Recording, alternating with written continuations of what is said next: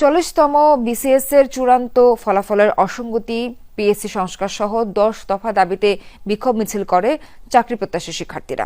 বুধবার বিকেলে ঢাকা বিশ্ববিদ্যালয়ের কেন্দ্রীয় গ্রন্থাগারের সামনে বিক্ষোভ সমাবেশে শিক্ষার্থীরা বলেন, দীর্ঘদিন ধরে পিএসসিতে নিয়োগ নিয়ে দুর্নীতি চলছে। 1690টি পদের মধ্যে 800 পদের অপচয় ঘটানো হয়েছে। একই ক্যাডারে পুনঃসুপারিশ রোধ করতে হবে। এছাড়া জনপ্রশাসন মন্ত্রণালয় কর্তৃক অধিযাচনকৃত পদগুলো ফেরত দেওয়ার আহ্বান জানানো হয়। পিএসসির এই অন্যায় প্রহসন মেনে নেওয়া হবে না, তাই 44তম বিসিএস এর রেজাল্ট পুনর্মূল্যায়ন করার আহ্বান জানান তারা। যদি দাবি না মানা হয় তাহলে টানা কর্মসূচি চালিয়ে যাবে পিএসসি সংস্কার আন্দোলন।